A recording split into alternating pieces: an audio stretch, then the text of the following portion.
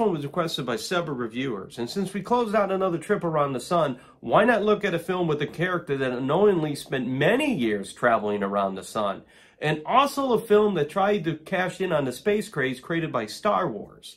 So is Buck Rogers up to the test? Guess we're going to find out. I'm Bob, you're you, and this is Classically Bad Cinema.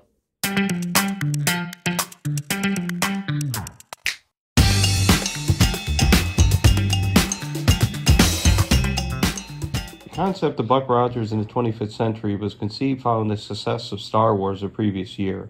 It was originally made as a television pilot. However, after the box office success of another pilot, Battlestar Galactica in 1978, Universal Pictures opted instead to release it theatrically in 1979, just several months before the series would actually air.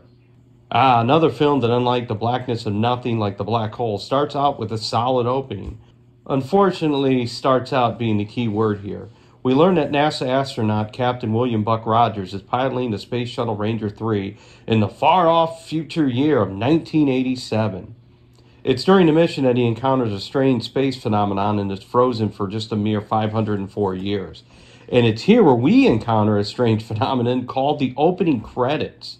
Yeah, instead of maybe time-lapsing some major events on Earth during this time, or having names fly through space like Superman, we instead get the lights, an illuminated title, and a bunch of scantily clad dressed women. Not that there's anything wrong with that. No, of course not. Okay, I get a couple of women here since they star in this film, but who the hell are these others? This is weird. I don't know. After the black hole opening, I'll take anything. We fast forward to the year 2491, and the shuttle is found drifting in space by the alien flagship, the Draconia, which is headed to Earth for a trade conference under the command of Princess Ardala and her right-hand guide, Kane. He's my right-hand man. Having one of those is important. I mean, what do you have left without him? A whole lot of work. And by the sounds of the menacing music, one has to believe that they're peaceful and not have any sinister intentions in the slightest.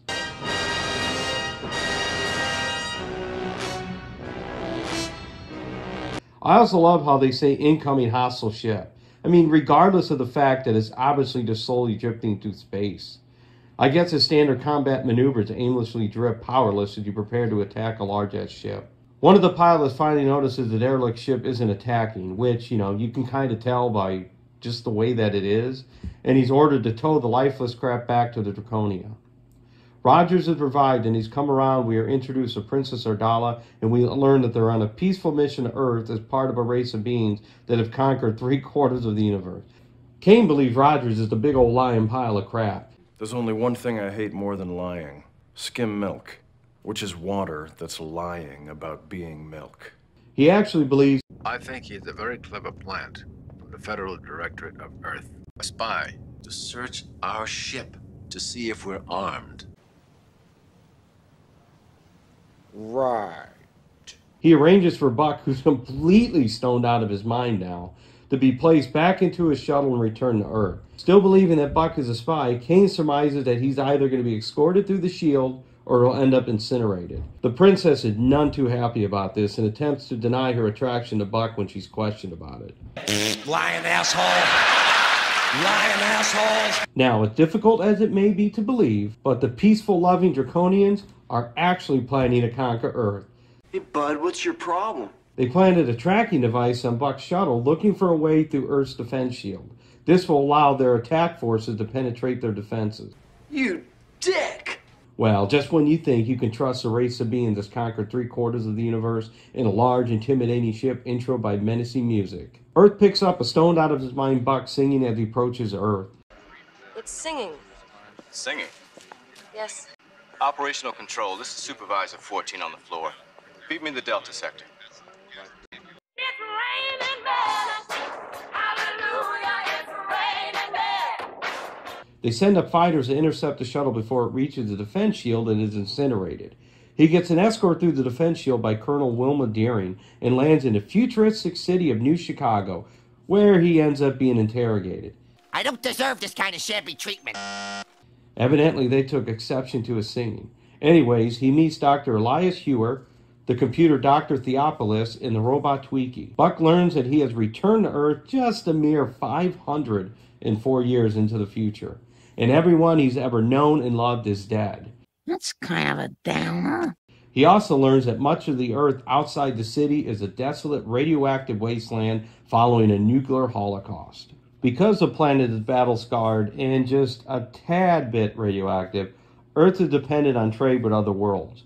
But due to the pirate attack threatening their shipping lines, they're working on a trade agreement with the peaceful Draconians. After investigating the battle damage on the ship and recalling his encounter with them, Buck is suspicious and seems to be the only one. He pleads with Deering to be cautious, suspecting that they're armed. And against all sound advice, Buck ventures outside the city to the ruins of old Chicago to see what he's been told is actually real. After all, Dr. Hewert, Theopolis, and Deering, they all could be lying to him. Now I could joke in his defense that old Chicago looks better than the current Chicago, but I'm not going to do that. I'm a class act. Okay, damn, look around. Does this little adventure need to go any further? You'd think scorched earth and ruins would be enough. But of course not. And it doesn't take long for everything to go to shit. You'd think the guy that's trying to warn everyone about the Draconians would be a little bit more cautious, especially with being stalked by violent and very loud mutants that his two companions have warned him about repeatedly. Why doesn't she listen to Mr. Wonka? Because, Charlie, she's a nitwit. He eventually finds his parents' grave, still oblivious to the large group of violent mutants, and just when it all blows up in his face and are completely surrounded, Deering and her troops rescue him. Buck, of course, lacks complete personal accountability and seems anything but appreciative. What brings you out on a night like this? Well, don't expect any fanfare. Doing just fine till you came along. I'm not through looking yet. Buck returns to the city where the tracking device is found aboard his ship, and the authorities accuse him of espionage and put him on trial. Well, I just hope for his sake he's got a great lawyer.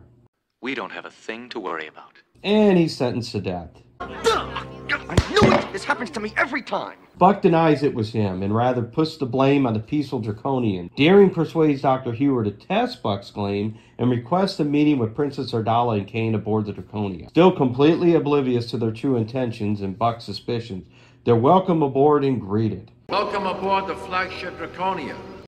Envoy of Draco, conqueror of space, warlord of Austria, ruler of the Draconian realm. Now I'm speechless that no one is at the very least a little tiny itsy bitsy suspicious of their true intentions when you hear from them who you're actually doing business with. Nothing says peaceful mission than a group of people that's conquered 3/4 of the universe. It's got to be what she's wearing. Is their homeworld part of Mongo? Because Ardala dresses a lot like Ming's daughter. It's during the meeting which pirate ships, which are actually Draconian marauders, attack the flagship as a diversion. Now, I have to say, this is one hell of a space battle. It's kind of a cross between Star Wars and Driving Miss Daisy. How fast are they flying here? Like 55 miles an hour? I get we may be a little limited by the technology here and the special effects, but could maybe the actors at least look like they're in one hell of a space battle? It's not quite as ridiculous as Space Mutiny, but at least there was a bit of intensity from the actor. Even if it was a little bit over the top.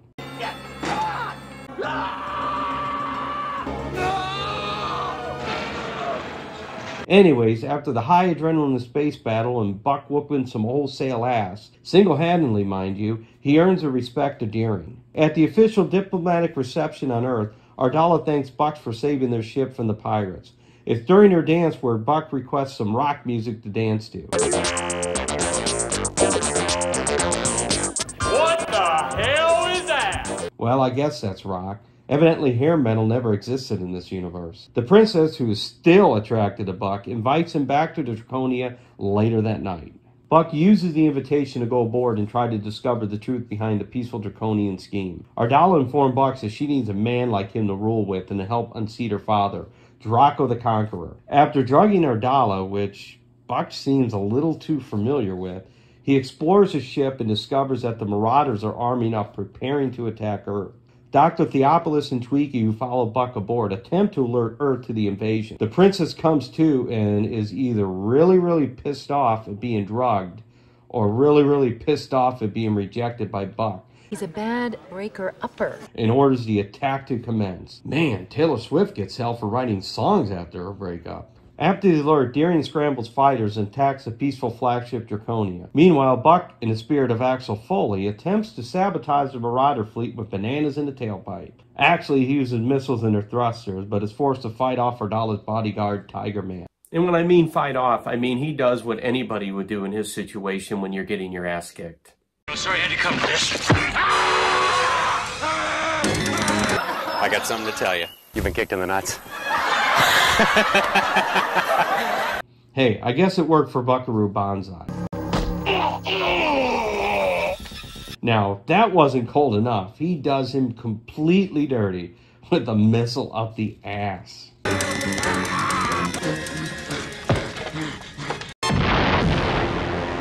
Even to a guy like me, that's cold. Buck's plans ends up being a win-win for everybody involved, as the invading ships blow up during launch, and we're actually saved from a thoroughly non-stop action of a 55-mile-an-hour space battle. During the attack, the Draconia sustains critical damage, forcing Ardala and Kane to escape in the shuttle, with Kane vowing to return to take his revenge on Buck.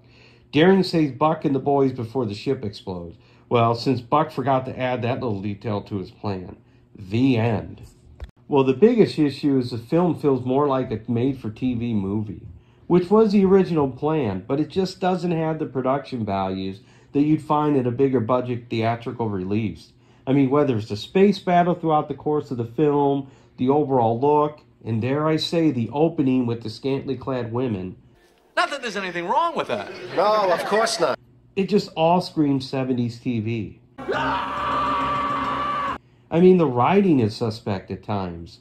I mean, I think keeping the Draconians' true intentions secret from the audience would have served the film well. Or at the very least, tone it down a tad, so it's not over the top and glaringly obvious, so the characters don't come off as just lacking complete self-awareness of the actual danger they're in. I mean, seriously, nobody on Earth has a reservation about making a peace treaty with the guy referred to as a warlord, Draco the Conqueror, conqueror of space? Nor do they even remotely consider the notion after discovering the tracking device on Buck's shuttle. I mean, overall, it's an entertaining film. I did like the premise of a pilot being frozen for over 500 years having to save Earth. I mean, I would love to have seen the filmmakers utilize more of Buck's fighter pilot skills if they could have proved upon the battle scenes. I mean, I did enjoy Buck suspecting the Draconians have ill intentions, but being helpless to be able to do anything about it because most people are questioning his actual intention.